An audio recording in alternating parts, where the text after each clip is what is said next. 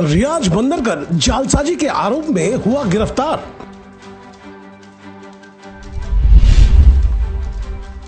कौन है यह नटवरलाल जिसने करोड़ों के वारे न्यारे किए?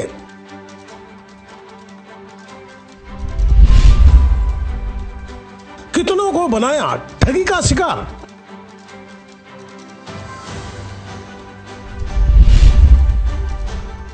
जानेंगे ठग का गोरख धंधा कैसे चलता था।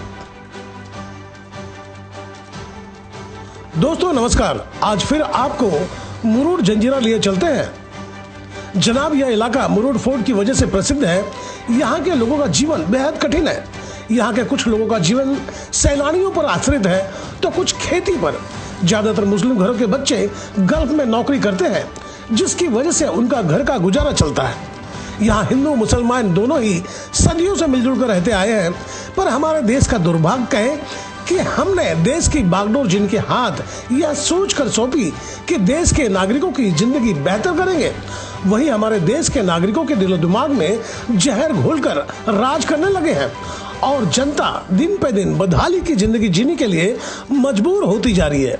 यही वजह रही है कि जिंदगी को बेहतर बनाने की आस में जिन पर भरोसा कर अपने रुपए इन्वेस्ट किए, वही लाखों नहीं करोड़ों के वारे न्यारे करके रफू चक्कर हो गया था। पर गनीमत यह रही कि जालसाज पकड़ा गया। उसके बावजूद लोगों के दिलो दिमाग में यह सवाल परेशान कर रही है कि ठग को जो रुपए उन्होंने सौंपे थे, क्या वह वापस मिलेगा या नहीं। आज इसी विषय पर विस्तार से चर्चा करेंगे। बने रहे अंत तक हमारे साथ, जिसमें जानेंगे कि कैसे चलता था रियाज बंदरकर का गोरख धंधा और कितने नागरिकों को बनाया ठगी का शिकार। सबसे पहले हम आपको प्रसिद्ध विचारक कार्ल मार्क्स की बातें बताते हैं, जो हकीकत है जिसे झुटलाया नहीं जा सकता। लेकिन आस्था के जाल में आदमी को इतना उलझा दिया गया है कि आदमी जानते बूझते लोक परलोक के खेल में उलझ जाते हैं। खैर सुने, कार्ल मार्क्स ने हमें क्या बताए थे।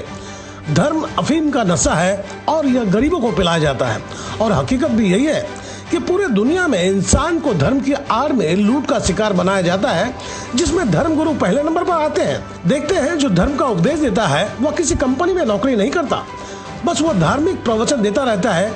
स्वर्ग और नरक के मायाजाल में आदमी को इस तरह उलझा देता है कि आदमी को लगता है यही गुरु भवसागर पार लगाएगा, और आदमी ऐसे धर्म गुरु पर आंख बंद करके भरोसा कर लेते हैं। और अंत में जब हकीकत का पता चलता है और आदमी अपने आप को ठगा हुआ महसूस करते हैं। यह लिखने की वजह इतनी कि अलीबाग से लेकर मुरुड जंजीरा तक के मुस्लिम समाज के लोगों को एक मौलाना ने ठगी का शिकार बना दिया। वह भी लाखों नहीं करोड़ों रुपयों का चूना लगाकर रफू चक्कर हो गया था। लेकिन महाराष्ट्र पुलिस ने ठग को गिरफ्तार कर लिया, जिससे पूछताछ चल रही है। रियाज बंदरकर लोगों को मजहबी बातें बताया करता था, कुरान पढ़ाया करता था, तो जाहिर सी बात है लोगों का भरोसा उस पर बढ़ गया था। और जहां भरोसा हो वहां लोगों को आसानी से फंसाया जा सकता है, और इस बात की जानकारी रियाज बंदरकर को लग चुकी थी। यही वजह रही कि उसने एक मास्टर स्ट्रोक खेला और लोग उस खेल में फंसते चले गए। रुपया डबल और ज्यादा ब्याज के चक्कर में अलीबाग से लेकर मुरुड जंजीरा तक के लोगों ने अपने पास की जमा रकम बंदरकर को सौंप दिए। बात यहीं खत्म नहीं हुई। किसी ने रुपया डबल के चक्कर में कर्ज लेकर, तो किसी ने अपने पास रखे हुए जेवरात तक रियाज बंदरकर को सौंप दिए। रियाज कि देखते ही देखते जिंदगी बदलने लगी। वह लाखों नहीं करोड़ों में खेलने लगा, आलीशान गाड़ियों में घूमने लगा, उसकी जिंदगी ऐश में कटने लगी। नांदगांव से लेकर मुरुड जंजीरा तक उसने जमीन जायदाद खरीद लिए। कुछ संपत्ति उसने अपनी बेटी और पत्नी के नाम खरीदे हैं, जिसकी कीमत करोड़ों में आंकी जा रही है।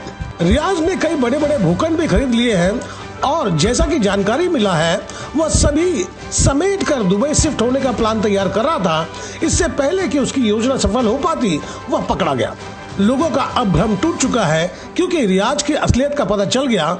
लोगों को पहले यह लगा था कि अपने जमात का आदमी है, मौलाना है, धार्मिक इंसान यानी अल्लाह वाला आदमी है, लेकिन जब उसकी हकीकत खुली तब उनकी धारणाएं चूर चूर हो गई। यह सोच अपना हो या पराया, सबकी नजर आपके दौलत पर है। यही रियाज बंदरकर है जो अलीबाग पुलिस के गिरफ्त में सरकारी मेहमान बन 2 तारीख तक रहेगा। यह कहना गलत नहीं होगा कि रियाज की यह ईद काल कोठरी में गुजरेगी और उसकी बीवी बच्चे अपने पिता या पति के बगैर ईद मनाएंगे। यह कैसी ईद होगी आप समझ सकते हैं। यही रियाज है जिसने कई मुस्लिम महिलाओं के जेवरात तक इन्वेस्ट करने के नाम पर जमा किए थे। सूत्रों का कहना है कि सही तरह से जांच की जाए तो कई किलो के जेवरात तक बरामद किए जा सकते हैं। हमने अलीबाग के आला अधिकारी सोमनाथ घारगे से संपर्क करने का प्रयास किए, लेकिन उनका जवाब हमें नहीं मिला। पकड़े गए आरोपी की बात की जाए, केरल एयरपोर्ट से पकड़कर अलीबाग तक लाया गया है। रियाज बंदरकर के खिलाफ लुकआउट नोटिस जारी किया गया था। यही वजह थी कि रियाज को गिरफ्तार किया गया। सूत्रों द्वारा जो हमें जानकारी मिली है उसमें यह पता चला है कि रियाज ने 150 से 200 करोड़ रुपया जनता जनार्दन का झांसा देकर ठगे हैं, जिसकी जांच चल रही है। जिसमें सबसे बड़ी बात यह है कि जो ठगी का शिकार बने हैं, क्या उन्हें उनका रुपया वापस मिलेगा या नहीं, ये देखने वाली बात होगी।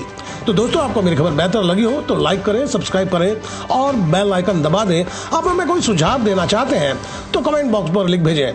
तो गोपाल साहब को दीजिए इजाजत, हम जल्द दूसरी खबर के साथ हाजिर होंगे।